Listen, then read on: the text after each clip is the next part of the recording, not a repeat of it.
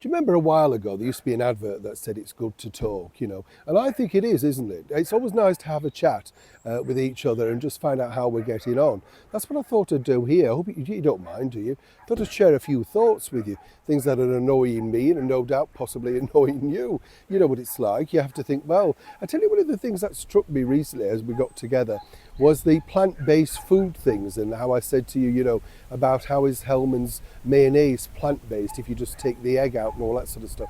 Ridiculous when you think about it, because they're just trying to sell you things. That kind of annoys me. And the plant-based personal automatic, ridiculous. But you see, this is what I like about this channel. It's lovely. We get lots of debate going about things you never even think about, and you think, how on earth have we ended up with stuff like this? One of the things that really I find quite amusing is things that I look at when I'm out shopping. I don't know if you're the same. And I look at things and I think, what does this mean? And when you pick up a tin of tuna and it says reliably, sustainably sourced. And I think, well, hang on a minute, the tuna's still in the tin. So clearly you've killed it and whatever and chopped it up. It's in here. But did you have a word with it before and said, don't worry, we'll sustainably chop you up or whatever? It's just ridiculous, isn't it? The way they put things on the side of stuff. And you come away thinking, how on earth is this become a thing? Why do we need all this information? All you really need is the calories, the content, the water, that sort of stuff. But everything's now got a message on it, hasn't it? We mentioned it a while back. Do you remember a couple of weeks ago? And I asked you if this was a thing in your part of the country. And you pointed out that it is wherever you go. When you get to the till now, after you've served yourself and done all your bagging and everything, you're now asked to make a donation to round up the figure. So if it's like, say, 11.40, you round it up to 12, and they donate your money, allegedly, to, of course, their charitable causes. How about just taking the money off the bill and making it cheaper for you to shop?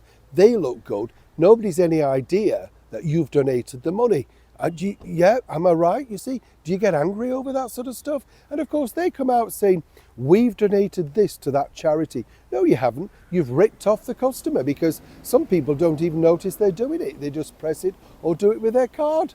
Yes, yeah, I know. Has it happened to you? I know. There's so many things I could go on about, including this. One of the things that really annoys me, recently, and as many people know watch this channel on a regular basis, is the fact that, when you've got a cold, or, it was a little bit worse than that, I have to be honest with you. I had to go and see a doctor, right?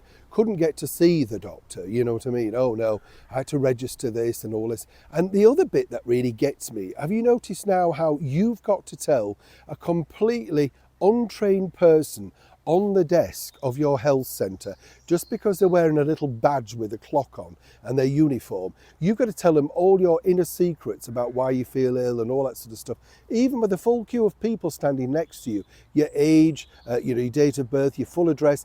All the information's given over before they'll even condescend to have a chat with you about what's really bothering you. And then they decide if you can see the doctor or not. So you might as well just go and talk to the woman in the chippy, I mean, she's probably got as much sense as this woman, because literally they're not trained. Just because they've got a uniform on, but oh gosh, they've got big signs up everywhere saying, if you're abusive to the staff, then you'll be asked to leave. What do they expect? Why should you ask somebody with no medical background at all whether you can see the doctor or not? The whole point of seeing the doctor is he makes a decision. Don't get me going on him though. Have you noticed when you're going to see the doctor now, they're glued to Google all the while telling you, oh, don't look online. This is the start of it all. No, because you're too busy looking on it. You tell them the symptoms and they go, just a minute, tap away. And when you peer over the thing, they're looking on Google. Am I right? Oh, and celebrity doctors, don't get me going there. This one, Dr. Amir Khan, always wittering on about NHS strikes and how we should support the National Health Service. He's too busy mincing up and down at the Hayes Book Festival, flogging his children's book online, literally popping up on TV every 10 minutes. If he was busy at the NHS, maybe all of this backlog of people waiting to be seen and operations might come down a bit. Am I right?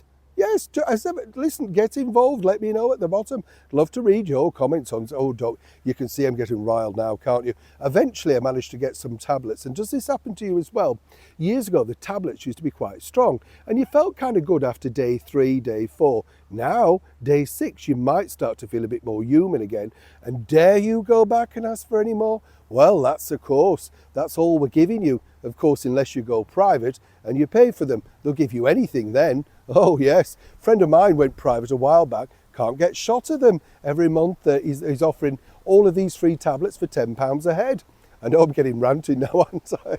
Terrible, isn't it? What about this though? I think sort of does make me laugh in a funny sort of way. And I know it's a bit unkind when I say this, but if you're a Yorkshire person, you know, and you're off to a funeral, it's very strange because we have sort of this very strange, shall we say, wonderful sense of humour, I suppose is the kindest way to put it.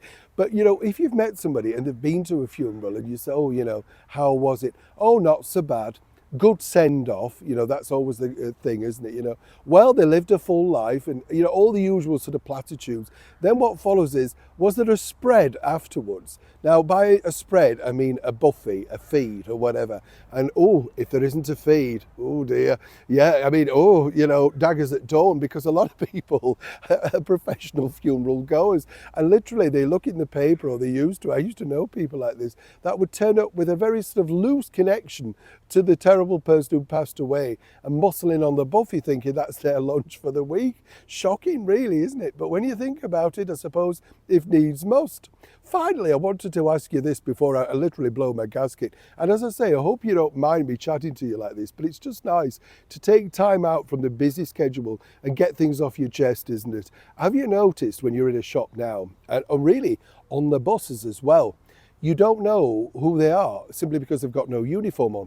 In London, when you travel on the buses now, I always remember bus drivers having nice hats, you know, proper coats, epaulets on them. They were proud to be part of their organisation. Now this geezer got on and I kind of thought, wow, you know, I'm putting my life in your hands and you're literally in shorts, a t-shirt and a high-vis jacket with hair that looks like it could be set on fire at any minute, you know what I mean? And then suddenly they zip off and you're supposed to you know, be grateful that they're driving you. All the while I've got banners at the side of the buses saying, come and work for us. Really? And then when you go to a shop, you'll notice this now as well, won't you? Everything in the shop, there's no staff wherever you go because they've literally milked down the uniform so that they blend in and you can't spot the staff. Do you know what I'm saying? So you don't know if they're stood next to you or not. But when you do ask them and you find somebody with the Madonna headset on, they're way too busy, aren't they, to be bothered to show you anything or just, oh, it's online, you have a look, you get it. Do you think you've got any in the back? Don't know.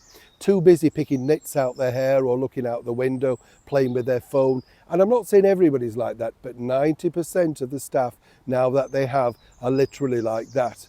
Now, as I say, when I go around London and other places up and down the United Kingdom, these are the things I spot. I'd love to know what you've spotted in your part of the world that really gets you irate. Oh, I could go on for hours, but maybe we will a little longer next time. Hope you've enjoyed it and I hope I haven't offended anybody out there. But as I said at the start of this, it's good to chat, isn't it? Neil Sean, Kensington, London.